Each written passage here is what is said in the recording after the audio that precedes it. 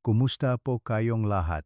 Ako si Dr. Renato Bagani at ngayon ay tatalakayin natin ang isang napakahalagang paksa, ang saging at gatas bilang lunas sa insomnia at sakit sa bato.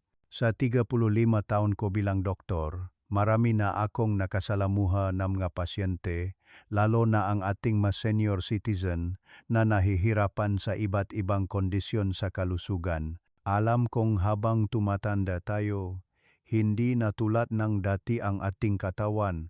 Ang nga maliliit na bagay tulad ng pagtulog, paghihi sa gabi, o ang level ng creatinine sa dugo ay nagiging malaking alalahanin araw-araw. Maraming malola at lolo ang nagsasabi sa akin na gabi-gabi ay kailangan nilang bumangon ng 3 hanggang 4 na beses para umihi, putol-putol ang tulog at hindi mahimbing. Pagkagising sa umaga ay pagod at wala nang ganang magtrabaho. Nakakalungkot pakinggan dahil naintindihan ko na ang mga sintomas na iyon ay isang tahimik na panawagan ng kanilang mga bato na unti-unting humihina. Kapag humina ang function ng bato, hindi lang paghihi sa gabi o insomnia ang nagpapahirap sa kanila, kundi pati na rin ang pangkalahatang kalusugan. Mula sa memorya, puso, presyon, NG dugo, hanggang sa mental na estado ay bumababa ang kalidad. Ang pagtaas ng creatinine ay parang isang warning sign na nagpapahiwatig na ang katawan ay overstressed at kailangan ng agarang pangangalaga. Nais kong ibahagi sa inyo ang isang lumang lihim mula sa ating mga ninuno na matagal nang ginagamit, ang saging. Para sa marami, ang saging ay isang simpleng prutas na kinakain upang lumakas, ngunit kung gagamitin ng tama, ito ay parang isang ginto mula sa kalikasan na nakatulong maglinis ng katawan, magpalamig, magpakalma ng nerbiyos, mapabuti ang blood circulation, at lalo na, bawasan ang pasanin sa bato. Kapag ang bato ay natulungan, ang madalas na paghihi sa gabi ay unti-unting mababawasan, ang creatinine ay magiging mas stable, at ang tulog ay magiging mas malalim at mahimbing.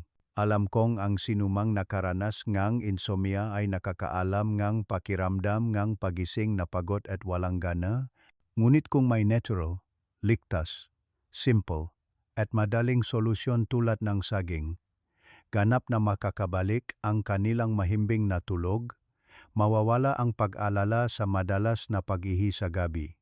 Sa video ngayon, sama-sama nating alamin ang detalyadong paraan ng paggamit ng saging upang lubos na mapakinabangan ang benepisyo nito upang matigil ang paghinang bato, mabawasan ang paghihi sa gabi, at magkaroon ng mahimbing na tulog. Bago tayo magsimula, pindutin ang subscribe button, i-like, at mag-iwan ng komento sa ibaba para ibahagi ang iyong karanasan o magtanong.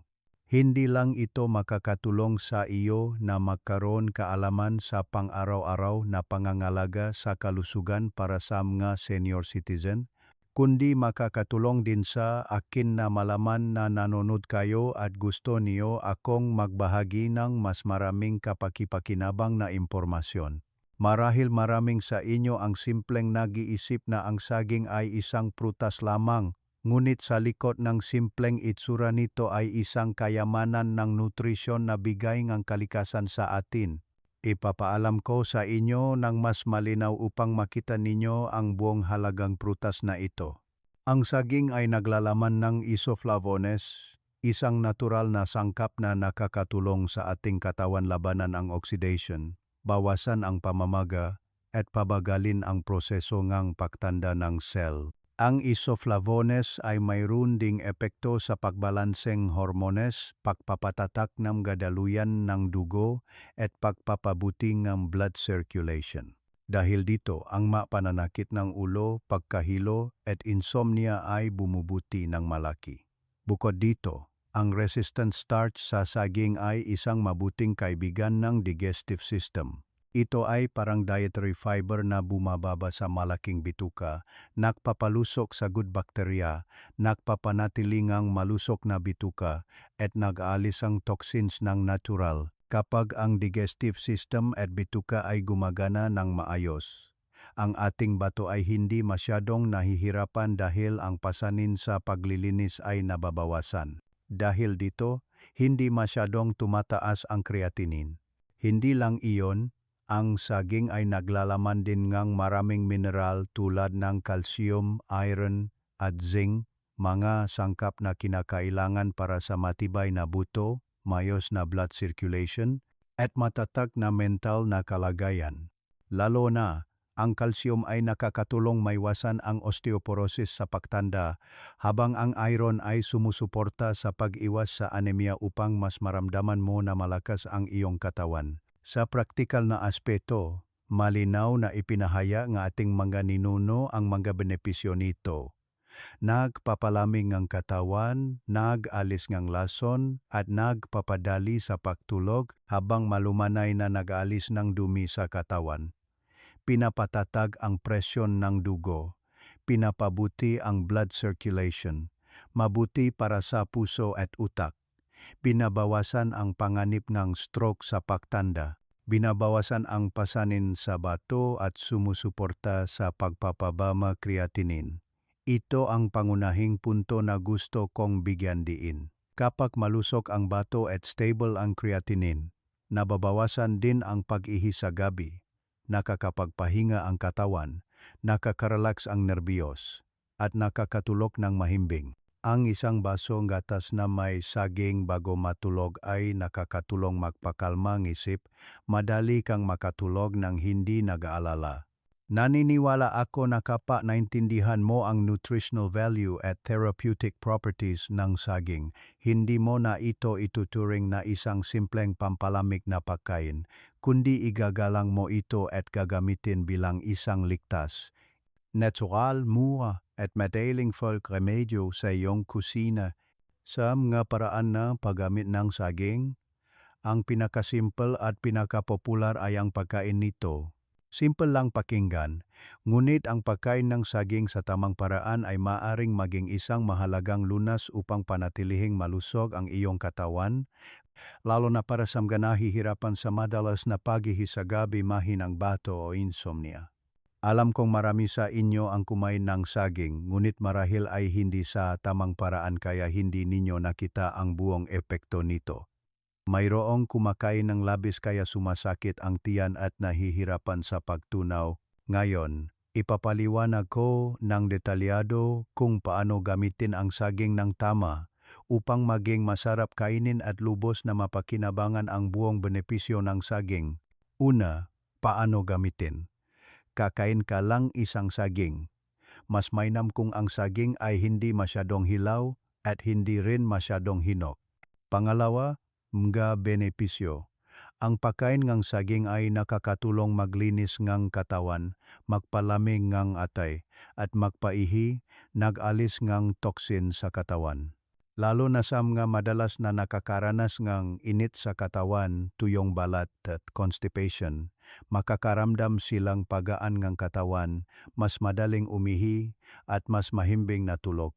Bukod dito, dahil ang saging ay naglalaman ng isoflavones at resistant starch, nakakatulong din ito magpatatag ng presyon ng dugo, sumusuporta sa puso, at nagpapababa ng pasanin sa bato. Kapag ang bato ay hindi masyadong nagtatrabaho, ang creatinine ay magiging mas stable at mababawasan ang pag-ihi sa gabi. Marami na akong nakasalamuha ng mga senior citizen na nagsasabi na sa pamamagitan lamang regular na pagkain nga saging sa hapon o 1 hanggang 2 oras bago matulog, ang pag-ihi sa gabi ay bumababa ng malaki at mas mahimbing ang tulog. Pagkagising sa umaga ay mas presko ang pakiramdam. Pangatlo, oras ng pagkain. Maaari kang kumain ng saging sa umaga upang linisin ang katawan at maging mas magaan ang bagong araw. Ngunit mas epektibo ang pagkain nito sa gabi, 1 hanggang 2 oras bago matulog. Sa oras na ito, ang saging ay makakatulong sa katawan na makapagpahinga, mapanatag ang nerbiyos, at madaling makatulog. Pangapat, magpaalala. Huwag kumain ng labis na saging sa isang upuan. Kung ikaw ay may diarrhea o mahina ang tiyan, huwag kumain ng napakaraming saging ng sabay-sabay. Kung ikaw ay diabetic, kumain ng saging sa moderate na dami. Para sa mga may mababang presyon ng dugo, mag-ingat dahil ang saging ay mayroong nakakapreskong epekto na maaring magpababa ng presyon ng dugo. Kung kakain, gumamit ng kaunting luya upang balansehin. Para sa mga buntis, bagaman ang saging ay may maraming benepisyo, kailangan pa ring kumonsulta sa doktor bago gamitin upang maging ligtas para sa ina at sanggol. Mga mahal kong kababayan, naniniwala ako na sa pamamagitan lamang ng pagkain ng isang saging araw-araw, simple ngunit epektibo, ito ay parang isang banayad na pangangalaga para sa katawan na nakakatulong maging mas malusog ang bato, mas mahimbing ang tulog, at mas presko ang isip. Ito ay isang paraan na ginamit ng ating mga ninuno noon pa man at hanggang ngayon ay nananatili ang halaga. Umaasa ako na masusubukan ninyo ito ng tuloy-tuloy at maramdaman ang positibong pagbabago sa inyong katawan. Sa kayamanan ng culinary at folk medicine ng ating mga ninuno, maraming mga pagkain at remedyo ang masarap at nakapagpapalusog. Isa sa mga ito ay ang pagsasama ng saging at gatas. Pakinggan man ay parang simpleng sangkap lang, ngunit kapag niluto ng makasama, ito ay nagiging isang pampakalma at nakapagpapalusog sa bato para sa mga senior citizen. Alam kong maraming magalola at lolo ang madalas na nagrereklamo na pagdating ng gabi ay hindi sila makatulog at kung makatulog man ay putol-putol at kailangan pang bumangon para umihingang ilang beses. Pagkagising sa umaga ay mabigat ang ulo at walang lakas. Nakakalungkot pakinggan dahil ang tulog ay napakahalaga para sa mga matatanda tulad ng gamot. Ang matagal na insomnia ay hindi lang nagpapahina ang kaisipan kundi nagpapabilis din ng pahina ang bato, puso at utak. Iyan ang dahilan kung bakit nais kong ipakilala sa inyo ang saging na niluto kasama ang gatas. Isang simpleng pagkain na madaling lutuin ngunit mayroong malaking kapangyarihan sa pagpapabuti. Una, tungkol sa saging. Ang saging ay matagal nang itinuturing na milagrosong prutas para sa pagtulog. Ito ay naglalaman enerhe natural na alkaloids na nakakatulong magpakalma enerhe nervyos na nagpapabuti sa kalidad enerhe tulog. Bukod dito, ang saging ay mabuti para sa tiyan, nakakatulong sa pagtunaw at nagpapalusok sa dugo. Para sa mga senior citizen na madalas na nahihirapan sa insomnia, ang regular na pagkain ng saging ay nakakatulong mabawasan ang pagising sa gabi habang nagpapalusok sa bato at puso. Pangalawa, tungkol sa gatas. Ang gatas ay isang inumin na kilala bilang natural na pampatulog. Ito ay naglalaman ng tryptophan, isang amino acid na nakakatulong sa katawan na makagawa ng serotonin at melatonin, dalawang mahahalagang neurotransmitter para sa mahimbing at malalim na tulog. Kapag ininom ng mainit, ang banayad na init ay nakakatulong din sa katawan na makapagpahinga na nagpapabilis sa pagtulog. Pangatlo, pagsasamang saging at gatas. Gaya ngang naunang nabanggit, ang saging ay mayroong nakakapreskong epekto, nakakatulong maglinis ng lason, nagpapadali sa pag-ihi, at nagpapababang pasanin sa bato na sumusuporta sa pagpapababang creatinine. Kapag isinama sa gatas, ang saging ay hindi lang nagpapalami ng katawan kundi lumilikha din ng isang perpektong balanse na nagpapakalmang nerbiyos, nagpapalusok ng dugo at nagpapalusok ng bato. Madaling paraan ke pagluluto. Mahanda ang isang saging at isang basong gatas. Balatan ang saging at hiwain sa maliliit na piraso. Ilagay ang hiniwang saging sa basong gatas. Maaring idada ang gatas sa blender upang maging smoothie o maari itong kainin ng diretso. Maaring dagdagan ng kaunting honey para sa masarap at matamis na lasa na mabuti para sa tulog at madaling inumin. Ang gatas na may saging ay masarap kainin ng mainit o malamig. Madaling tunawin at nakakatulong magpakalma ng isip. Mga praktikal na benepisyo. Nakakatulong magpakalma at madaling makatulog, binabawasan ang pagising sa gabi. Nagpapalusog sa bato at puso dahil sa saging at gatas na nagpapalusog sa dugo at nakakapresko sa bato. Sumusuporta sa pagbawas ng paghihi sa gabi at nagpapapanatag ng kreatinina. Pinapabuti ang pangkalahatang kalusugan. Mga mahal kong kababayan, naniniwala ako na sa pamamagitan lamang regular na paggamit ng saging at gatas ng 2 hanggang 3 beses sa isang linggo, makikita ninyo ang malaking pagbabago. Mas mahimbing ang tulog, mas presko ang isip, at mas maluso ang bato.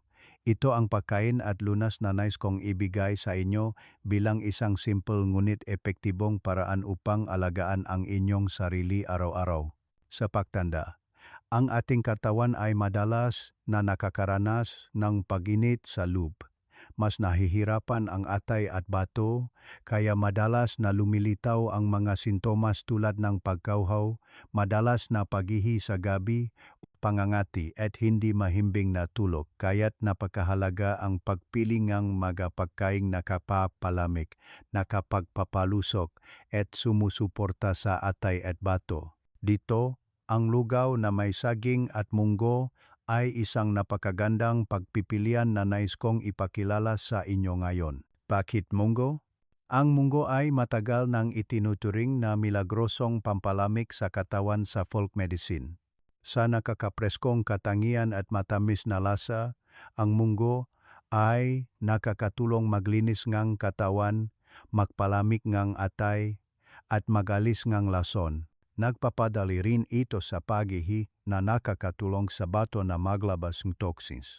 Lalo na, ang munggo ay naglalaman ngang maraming antioxidant, vitamin B, at fiber na napakabuti para sa digestive system, puso, at nakakatulong sa pagkontrol ng blood sugar.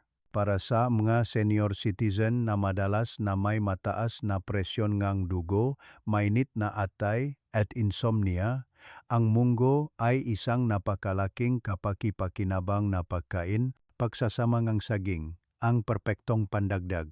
Ang saging, tulad ng naibahagi ko na ng maraming beses, ay ligtas. Mayaman sa isoflavones at resistant starch na mayroong nakakapreskong epekto, nagpapadali sa pag-ihi, nagpapatatag ng presyon ng dugo, at nagpapababa ng pasanin sa bato na sumusuporta sa pagpapababa ng creatinine. Kapag isinama ang saging sa munggo, mas nagiging malinaw ang epekto. Ang isa ay nagpapalamig ng atay at nag-alis ng lason, ang isa naman ay nagpapagaan ng bato at nagpapalusog ng dugo na lumilikha ng isang lugaw na masarap at nakapagpapalusog. Paano magluto ang lugaw na may saging at munggo? Maghandaang 100 gram bigas, 50 gram munggo na nabalatan na, at isang saging. Hugasan ang bigas at munggo. Ilagay sa kaldero kasama ang 1-2 litro ng tubig at lutuin hanggang maging lugaw. Kapag malambot na ang lugaw, balatan at hiwain ang saging. Idagdag ang hiniwang saging sa lugaw at haluin ng mabuti. Maaring dagdagan ng kaunting asin o asukal, depende sa panlasa. Kung gusto, maaring maglagay ng kaunting fresh milk, walang asukal, kapag pinatay na ang apoy para mas maging masarap ang lugaw. Ang lugaw na ito ay maaring kainin sa umaga o gabi na napakabuti lalo na sa mga mainit na araw kapag pagod ang katawan at mahirap matulog. Mga practical na benepisyo.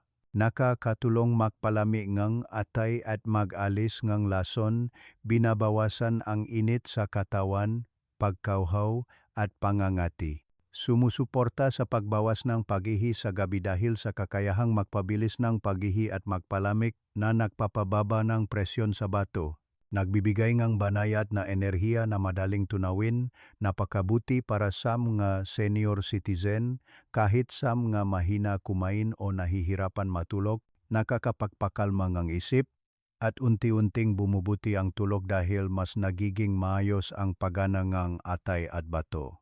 Mga mahal kong kababayan, naniniwala ako na ang isang mangkok lugaw na may saging at munggo, bagaman simple, ay isang mahalagang lunas sa inyong hapagkainan. Sa pamamagitan ng regular na pagkain ng 2 hanggang 3 beses sa isang linggo, mararamdaman ninyo na mas presko ang inyong katawan, mas mahimbing ang tulog at mas protektado ang bato. Ito ang paraan na ginamit nga ating mga ninuno sa lupngang maraming henerasyon at hanggang ngayon ay nananatili ang halaga dahil sa kaligtasan, pagiging natural at pangmatagalang epekto nito. Marahil sa mga mainit na araw o kapag pakiramdam mo ay mainit ang katawan at pagod, madalas mong naisip ang isang malamig na basong kalamansi juice upang pawiin ang uhaw.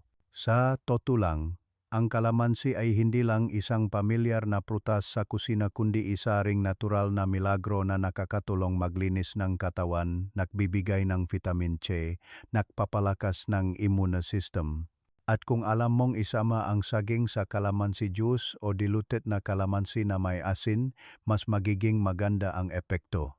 Ito ay hindi lang nakakapresko kundi nagpapadali rin sa pag-ihi, sumusuporta sa bato na gumana ng mas madali, na napakabuti para sa mga madalas na umihi sa gabi. Bakit dapat pagsamahin ang saging sa kalamansi? Ang saging ay nakakapresko, mayaman sa isoflavones at resistant starch na nakakatulong magpakalma ng katawan, nagpapadali sa pag-ihi, nagpapatatag ng presyon ng dugo, at nagpapababa ng pasanin sa bato.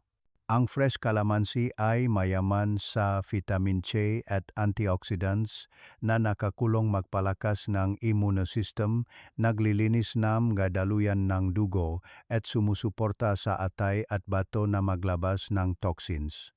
Ang kalamansi na may asin, bukod sa nakakapaglinis, ay nakakatulong din magdagdag ng electrolytes, bawasan ang pagkauhaw, at panatilihin ang balanse ng tubig sa katawan.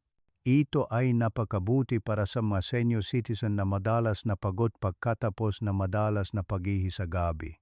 Kapag isinama ang dalawang sangkap na ito, makakaroon kayo ngang inumin na nakakapawi ngang uhaw, nakakapaglinis ngang katawan, at nagpapababa ngang presyon sa bato, kaya bumubuti ang pag-ihi sa gabi at mas maganda ang tulog. Madaling paraan ngang paggawa. Balatan ang isang saging at hiwain sa maliliit na piraso. Maghanda ng isang basong tubig. Idagdag ang hiniwang saging sa tubig.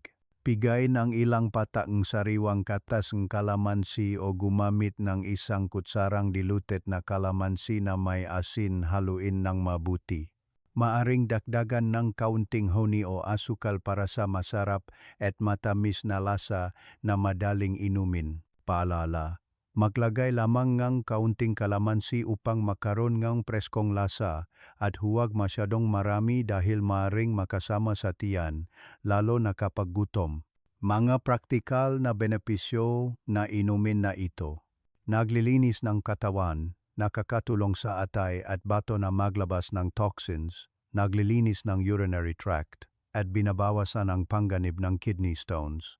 Binabawasan ang pag-ihi sa gabi dahil sa banayad na kakayahang magpabilis ng pag-ihi at magpalamig, unti-unting nakakatulong sa katawan na ayusin ang dalas ng pag-ihi. Mabuti para sa pagtulog.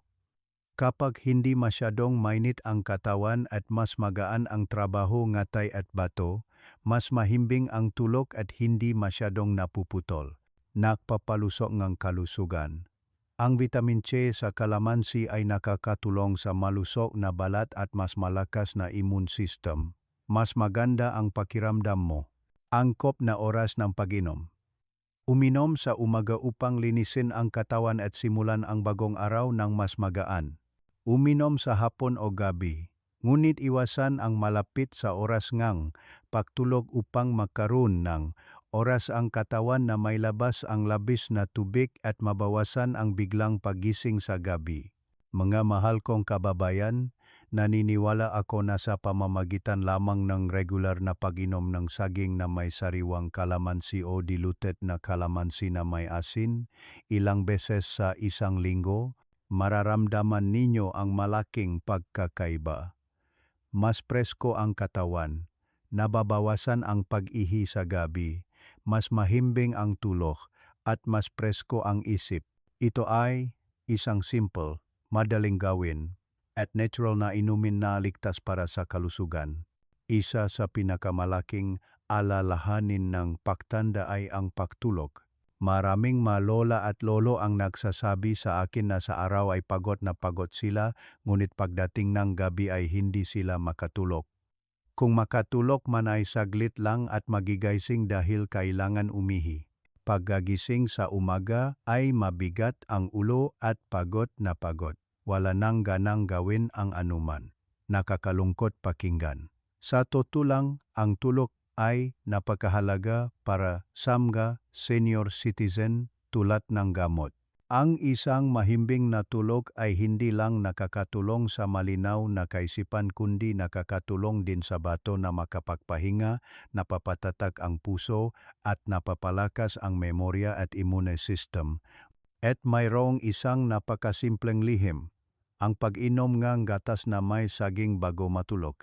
Ito ay isang simpleng pagsasama ngunit nagbibigay ng epekto sa pagpapakalma at pagpapadali sa pagtulog, lalo na para sa mga nahihirapan sa insomnia.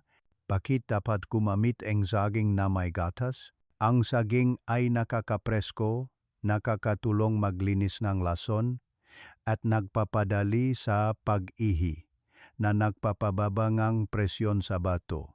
Bukod dito, ang resistant starch sa saging ay nakakatulong magpatatag ng blood sugar at nagbibigay ng nakakapagpakalmang pakiramdam na hindi nagdudulot ng bloating o hirap sa pagtunaw bago matulog. Ang gatas sa mahabang panahon ay kilala bilang natural na inumin na pampatulog. Ito ay naglalaman ng tryptophan, isang uri ng amino acid na nakakulong sa katawan na makagawa ng serotonin at melatonin, dalawang mahalagang neurotransmitter para sa mahimbing at malalim na tulog. Kapag ininom ng mainit, ang banayad na init ay nakakatulong din sa katawan na makapagpahinga na nagpapabilis sa pagtulog. Kapag isinama ang dalawang sangkap na ito, magkakaroon kayong ligtas, madaling inumin, at epektibong inumin na nakakatulong sa katawan na makakuhang nutrisyon, magpakalma, at madaling makatulog ng hindi nakdudulot ng bloating. Napakasimpleng paraan ng paggawa. Balatan ang isang saging at hiwain sa maliliit na piraso. Painitin ang isang basong gatas, walang asukal o low-fat milk. Kapag maligamgam na ang gatas, 60,70 degrees Celsius, idagdag ang hiniwang saging at haluin ng mabuti. Maaring dagdagan ng counting honey kung gusto nga natural na tamis na mabuti para sa tulog at madaling inumin. Malit na paalala, inumin sa gabi mga 30,45 minuto bago matulog upang makaroon ng oras ang katawan na mag-absorb at makaroon ng epekto. Huwag ilagay ang saging ng direkta sa kumukulong gatas dahil maaring maging buo-buo at hindi masarap. Para sa mga may diabetes, pumili gatas na walang asukal at huwag magdagdag ng pampatamis. Mga praktikal na benepisyo. Mas mahimbing at mahusay na tulog, binabawasan ang pagising sa gabi. Nagpapalusok ng katawan dahil sa nutrisyon mula sa gatas na isinama sa nakakapreskong at banayad na epekto ng saging sa pagpapabilis ng pag-ihi, binabawasan ang stress at pag-alala, na nagpaparelax ng isip at nagpapabuti ng pakiramdam pagkagising sa umaga. Sumusuporta sa bato dahil ang saging ay nagpapababang pasanin sa urinary system, kaya unti-unting bumababa ang pag-ihi sa gabi. Mga mahal kong kababayan, ang isang basong gatas na may saging bago matulog, bagaman simple, ay ang susi upang makabalik kayo sa mahimbing na tulog. Naniniwala ako na kung susundin ninyo ang nakagawian na ito ng ilang beses sa isang linggo, mapapansin ninyo ang malaking pagpapabuti sa inyong tulog, magiging malinaw ang isip at bubuti ang pangkalahatang kalusugan. Minsan, ang lihim sa malusog at masayang pagtanda ay hindi malayo, kundi nasa isang baso lamang ng gatas at isang saging sa inyong kusina. Ang isang bagay na lagi kong binibigyang diin ay, gaano man kaganda ang isang bagay, kung hindi gagamitin ng tama, mahihirapan itong ipakita ang buong epekto nito o maari pang magdulot ng masamang epekto. Ganun din ang saging. Bagaman ligtas at nakapagpapalusog kung gagamitin ng labis, sa maling oras, o hindi akma sa inyong kondisyon, sa halip na bumuti ang kalusugan ay maaring magdulot ng discomfort. Kaya't nais kong ipaliwanag ng malinaw ang apat na mahahalagang punto: dosis, oras, angkop na gumagamit, at magpaalala sa paggamit. Ligtas na dosis. Sa bawat araw, dapat lamang gumamit ng 1 o 2 saging. Ito ang sapat na dami para sa katawan upang maabsorb ang nutrients, malinis ang lason, at suportahan ang bato. Kung gagamit ng labis, maaring maging malamig ang tiyan at madaling magkaroon ng diarrhea, lalo na sa mga senior citizen na may mahinang digestive system. Oras na paggamit. Sa umaga. Ang pagkain nga saging sa umaga ay nakakatulong maglinis ng lason at magsimula ng araw ng mas presko at may malinaw na kaisipan. Sa gabi, dapat kainin ang saging 1 hanggang 2 oras bago matulog. Sa oras na ito, ang saging, kasama ang pagpapahinga ng katawan, ay makakatulong sa katawan na makapagpahinga at madaling makatulog. Sumusuporta rin ito sa pagbawas ng pag-ihi sa gabi. Gayunpaman, huwag kumain ng saging ng masyadong malapit sa oras ng pagtulog upang maiwasan ang pagkakaroon ng maraming tubig sa tiyan na magdudulot ng madalas na pagising para umihi. Angkop na gumagamit. Mga senior citizen, lalo na ang mga nahihirapan sa madalas na pag-ihi sa gabi, insomnia at pagkapagod dahil sa mahinang bato. Mga may mataas na creatinine. Ang mga may mataas na creatinine at overwork na bato ay makikinabang sa tamang paggamit ng saging upang mabawasan ang presyon at suportahan ang function ng bato sa pagsala ng dugo. Mga madalas na may init sa katawan, bungang araw, at constipation. Nakakatulong ang saging magpalami, mag-alis ng lason, at magpabilis ng pag-ihi. Mahahalagang paalala, huwag mag-abuso. Ang pag-aakala na mas marami ay mas mabuti ay isang pagkakamali. Gumamit lamang ng regular at sa moderate na dami upang makamit ang pangmatagalang epekto. May mababang presyon ng dugo. Kailangan mag-ingat dahil ang saging ay mayroong nakakapreskong epekto na madaling magpababa ng presyon ng dugo. Kung kakain, gumamit ng kaunting honey o luya upang balansehin. May lalamunan at diarrhea. Huwag gumamit dahil maaring lumala ang kondisyon. Mga buntis.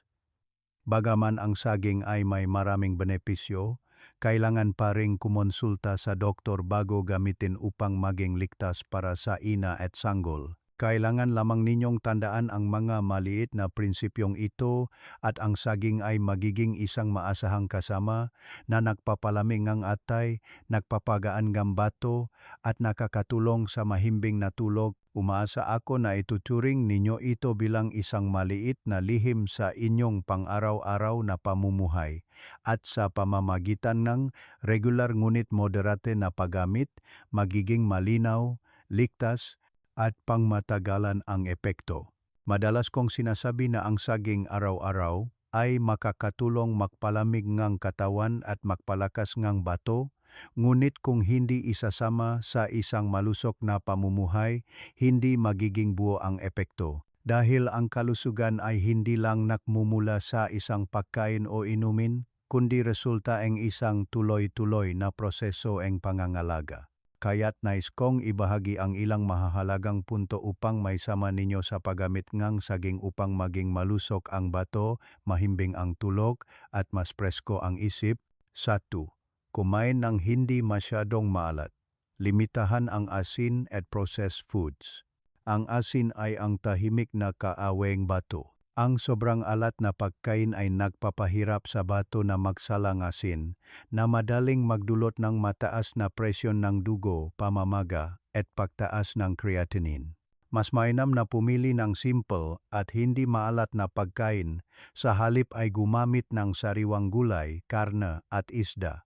Lalo na, limitahan ang processed foods tulad ng hotdog, delata, at atsara dahil naglalaman ang maitongang maraming asin at preservatives na hindi mabuti para sa bato. Uminom na sapat na tubig, ngunit hatiin sa buong araw. Ang tubig ay nakakatulong sa bato na maglinis ng toxins at mag-regulate ng katawan. Gayunpaman, ang pag-inom ng maraming tubig ng sabay-sabay, lalo na sa gabi, ay magdudulot ng madalas na pag-ihi at mapuputol ang tulog. Mas mainam na uminom nga 1.5 hanggang 2 litro ng tubig araw-araw, ngunit hatiin sa maliliit na dami sa buong araw. Sa gabi, uminom lamang ng kaunting tubig na sapat upang basa ang lalamunan upang maiwasan ang labis na pag-ihi. 3. Banayad na pag-ehersisyo, paglalakad, breathing exercises, yoga para sa mamatatanda. Ang pag-ehersisyo ay ang gintong susi upang mapabuti ang blood circulation at magpalakas ng bato. Maari kayong maglakad ng dahan-dahan, gumawa ng ilang deep breathing exercises o yoga na angkop para sa mga matatanda. Sa pamamagitan lamang ng 20 hanggang 30 minuto araw-araw, magiging mas malakas ang inyong katawan at mas presko ang isip, kaya mas madali ang pagtulog. 4. Panatilihing tahimik at presko ang kwarto. Ang isang mahimbing na tulog ay hindi lang nakmumula sa saging o gatas, kundi nakasalalay din sa kapaligiran ng pagtulog. Ang kwarto ay dapat malinis, presko, may banayad na ilaw, at iwasan ang ingay. Iwasan ang paggamit ng cellphone o panonood ng TV ng labis bago matulog dahil ang blue light ay madaling makapawala ng antok. Kung maari, lumikhang isang maliit na nakagawian bago matulog tulad ng pakikinig sa soft music, pagbabat ng paa sa mainit na tubig, o pagbabasa ng ilang pahina ng libro upang maging payapa ang isip at madaling makatulog. Kapag isinama ang saging sa mga maluso na nakagawian na ito, tataas ng maraming beses ang epekto, mas malusok ang bato, mas presko ang atay, mas mahimbing ang tulog, at mas presko ang isip. Ang kalusugan sa pagtanda ay minsan hindi nangangailangan ng mamahaling bagay, kundi isang mangkok lamang ng masarap na lugaw, isang basong malamig na inumin, at isang maliit na nakagawian araw-araw, ay sapat na upang maging mas makabuluhan at mas masaya ang bawat araw. Marahil noon marami sa atin ang itinuturing lamang ang saging bilang isang pampalamig na prutas sa tag-araw. Ngunit nang mas malalim kong alamin, nakita ko na sa bawat butil ng puting starch ay naglalaman ng isang kayamanan ng kalusugan. Hindi lang ito nakakatulong sa katawan na magpalamig at mag-alis ng lason, kundi para sa mga senior citizen, ang saging ay parang isang folk remedyo na sumusuporta sa bato at nagpapababa ng pasanin sa katawan, kaya't natitigil ang paginaing bato, nababawasan ang pag-ihi sa gabi, at nagbibigay ng mahimbing na tulog. Naintindihan ko na ang pagtanda ay nagdudulot ng maraming alalahanin, presyon ng dugo, puso, diabetes, insomnia, pag-ihi sa gabi. Lahat ng ito ay parang mga invisible strings na humahawak sa buhay na nagpapapagod sa isip. Ngunit mangyaring maniwala kayo na sa pamamagitan lamang ng pagbabago ng ilang maliliit na nakagawian araw-araw, pagdaragdag ng mamalusok na inumin tulad ng saging na may kalamansi, saging na may honey, gatas na may saging, unti-unting gagaling ang katawan, magiging mas mahimbing ang tulog, at mas matibay ang kalusugan. Umaasa ako na pipiliin ninyo ang 1 hanggang 2 paraan ng paggamit ng saging na akma sa inyong katawan at sundin ito ng tuloy-tuloy araw-araw upang maramdaman ang positibong pagbabago. Ang pinakamahalaga ay ang pagiging regular at hindi nagmamadali dahil ang kalusugan ay parang isang halaman na kailangang alagaan ng dahan-dahan upang lumalim ang ugat at magtagal ang lilim. panghuli, nais kong anyayahan kayong ibahagi ang inyong karanasan.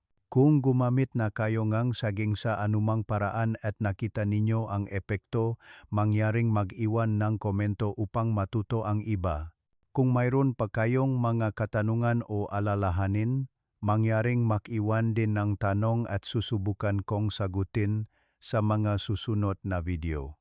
At huwag kalimutan, kung nakita ninyo na kapakipakinabang ang nilalaman na ito, pindutin ang like button, mag-subscribe sa channel, at ibahagi sa mga kaibigan at kapamilya upang mas maraming senior citizen ang magkaroon ng pagkataong malaman at gamitin ang malihim na ito para sa malusog at masayang pamumuhay. Nais kong batiin kayong lahat ng malakas na pangangatawan, matibay na bato, mahimbing na tulog, at payapa na isip araw-araw.